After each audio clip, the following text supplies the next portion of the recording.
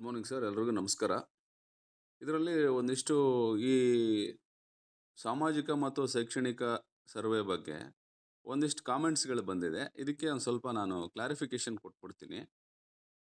ಇದರಲ್ಲಿ ಏನಂತ ಹೇಳಿದರೆ, ಇದರಲ್ಲಿ ಆಪೋಸ್ ಮಾಡುವವರು ಏನೆಂದರೆ ಕ್ರಿಶ್ಚಿಯನ್ ಜಾತಿಯಲ್ಲಿ ಕುರುಬ, ಮಾದಿಗ, ಬಣಜಿಗ ಆ, ಅದು ಇದು ಸೇರ್ಪಡೆ ಮಾಡಬೇಡಿರಿ ಅಂತ ಆಪೋಸ್ ಮಾಡುತ್ತಿರುವವರು.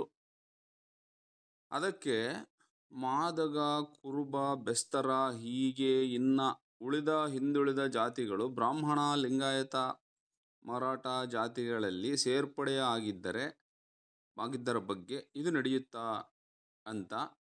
ಇದರ ಬಗ್ಗೆ ಎಷ್ಟೋ ಉದಾಹರಣೆಗಳು ಸಹ ಇವೆ. ಜೋಗಯ್ಯಗಳು ಮರಾಠ ಜಾತಿಯಲ್ಲಿ ಸೇರ್ಪಡೆ ಆಗಿದ್ದರ ಬಗ್ಗೆ ಇವರಿಗೇನನ್ನುತ್ತೀರಾ ಅಂತ ಕೇಳಿದ್ದಾರೆ. ಸರ್, ಇದ್ರ ಬಗ್ಗೆ ನಾವು ತಲೆ ಕೆಡಿಸ್ಕೊಳ್ಳೋದು ಬೇಡ ಸರ್. ಇದನ್ನು ಏನಂದರೆ ಸರ್ಕಾರ ಇದ್ರ ಬಗ್ಗೆ ಕ್ರಮ ತಗೊಳ್ತಾರೆ. ಯಾಕೆಂದರೆ ನಾವು ನಮ್ಮ ವ್ಯಾಪ್ತಿಯಲ್ಲಿ, ನಮ್ಮ ಲಿಮಿಟಲ್ಲಿ, ನಾವು ನಮ್ಮ ಇತಿಮಿತಿಗಳಲ್ಲಿ ನಮಗೇನು ಕೆಲಸ ಮಾಡೋಕ್ಕೆ ಸಾಧ್ಯತೆ ಇದೆ ಅದಷ್ಟೇ ನಾವು ಮಾಡೋಣ ಸರ್. ಉಳಿದಂಥ ವಿಷಯಗಳನ್ನು ನಾವು ನಮ್ಮ ಮೇಲಧಿಕಾರಿಗಳ ಗಮನಕ್ಕೆ ತಂದು ಅವರು ಏನು ಕ್ರಮ ತಗೊಳ್ತಾರೆ ಅಂತ ಅನ್ನೋದನ್ನು ಅವರಿಗೆ ಬಿಡೋಣ ಸರ್.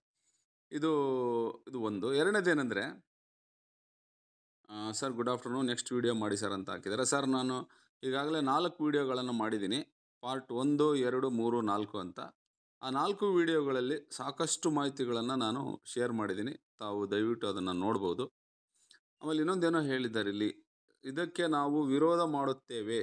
ಯಾಕೆ ಬೇಕು ಈ ಸಮೀಕ್ಷೆ? ಯಾವ ಲಾಭಕ್ಕಾಗಿ? ನಮಗೆ ಏನೂ ಲಾಭವಿಲ್ಲ, ಏಕೆ ಕೊಡಬೇಕು? ಹಿಂದುಳಿದ ವರ್ಗಗಳಿಗೆ ಮಾತ್ರ ಮಾಡಿ, ನಾವು ಯಾವ ವಿವರಗಳನ್ನು ಕೊಡುವುದಿಲ್ಲ ಅಂತ ಇಲ್ಲಿ ಹಾಕಿದ್ದಾರೆ. ಸರ್, ಈಗ ಎಲ್ಲರೂ ವಿವರಗಳನ್ನು ಕೊಟ್ಟರೆ ಹಿಂದುಳಿದವರು ಯಾರು, ಮುಂದುಳಿದವರು ಯಾರು ಅನ್ನೋದು ಸರ್ಕಾರಕ್ಕೆ ಗೊತ್ತಾಗುತ್ತೆ ಸರ್. ಈಗ ನಮ್ಮಷ್ಟಿಗೆ ನಾವೇ ಎಲ್ಲದನ್ನು ನಿರ್ಧಾರ ಮಾಡ್ಕೊಳ್ಳೋಕ್ಕೆ ಈ ಸಾಮೂಹಿಕ ವ್ಯವಸ್ಥೆಯಲ್ಲಿ ಆಗೋದಿಲ್ಲ.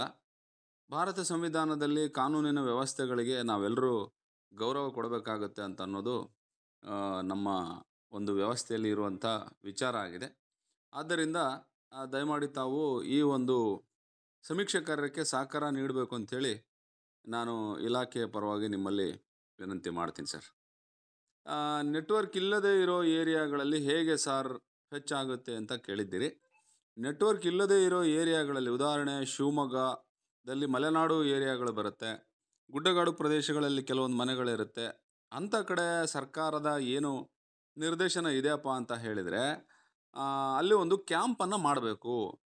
ಸ್ಥಳೀಯ ತಹಶೀಲ್ದಾರರು ಮತ್ತು ನಮ್ಮ PDO ಅವರ ಒಂದು ಸಹಯೋಗದಲ್ಲಿ, ಆಡಳಿತ ವ್ಯವಸ್ಥೆಯ ಸಹಯೋಗದಲ್ಲಿ ಅಲ್ಲಿ ಒಂದು ಕ್ಯಾಂಪನ್ನು ಕಂಡಕ್ಟ್ ಮಾಡಿ, ಆ ಕ್ಯಾಂಪ್ಗಳಲ್ಲಿ ಇನ್ಫಾರ್ಮೇಷನನ್ನು ಫೆಚ್ ಮಾಡಬೇಕು ಅನ್ನುವಂಥದ್ದು ಡೈರೆಕ್ಷನ್ ಇದೆ. ಸೊ ಆ ಪ್ರಕಾರ ತಾವು ಕ್ರಮ ತಗೋಬೇಕಾಗತ್ತೆ. ಆಮೇಲೆ ನೆಕ್ಸ್ಟ್ ಪ್ರಶ್ನೆ, active refers to live and deceased refers to dead ಅಂತ ಇದೆ. ಆಗ್ಬೋದು ಸರ್, ಅದು we also agree with your information. Sir, Aadhaar number head of or his father ಅಂತ ಇದೆ. Sir, Aadhaar number head of the family ಯಾರು ಮನೇಲಿ ಇರ್ತಾರೆ ಸರ್, ಕುಟುಂಬದ ಮುಖ್ಯಸ್ಥ, ಅವ್ರಿಗೆ ಕೊಡ್ಬೇಕು ಸರ್. ಯಾಕಂದರೆ ನಿಮ್ಮ ಆಧಾರ್ ನಂಬರು KYC ಆಗಿರುತ್ತೆ. ಆ KYC ಆಗಿರೋ ನಂಬರು ನಿಮಗೆ OTP ಬರುತ್ತೆ ಸರ್, ನಿಮ್ಮ ತಂದೆಯವ್ರದ್ದಲ್ಲ. ನಿಮ್ಮ ತಂದೆಯವ್ರದ್ದು ಏನಂದರೆ ಕೇವಲ ಅವರ ಒಂದು ಎಜುಕೇಷನ್ ಕ್ವಾಲಿಫಿಕೇಷನ್ನು ಮತ್ತು ಅವರ ಮೂಲ ಕಸುಬುಗಳನ್ನು ಮಾತ್ರ ಕೇಳಲಾಗಿದೆ. ಸೊ ಆ ಕಾರಣಕ್ಕಾಗಿ ಯಾರು ಹೆಡ್ ಆಫ್ ದಿ ಫ್ಯಾಮಿಲಿ ನೀವೇನು ಮಾಹಿತಿ ಕೊಡ್ತೀರಲ್ಲ ಸರ್, ಅವ್ರದ್ದು ನೀವು ಆಧಾರ್ ನಂಬರನ್ನು ಮಾಹಿತಿ ಕೇಳುವಾಗ ಕೊಡಬೇಕು ಅನ್ನೋಂಥದ್ದನ್ನು ನಾವಿಲ್ಲಿ ಗಮನಿಸಬೇಕಾಗುತ್ತೆ ಸರ್. ಸೊ ಇಷ್ಟು ಮಾಹಿತಿ ಇದೆ. ಸೊ ಉಳಿದಿದ್ದು ಏನಾದ್ರು ಕ್ವಶನ್ಸ್ ಇದ್ದರೆ ನಾನು ಮತ್ತೆ ಅಗೇನ್ ನಿಮ್ಮ ಜೊತೆ ರಿಪ್ಲೈ ಮಾಡ್ತೀನಿ ಸರ್. Thank you.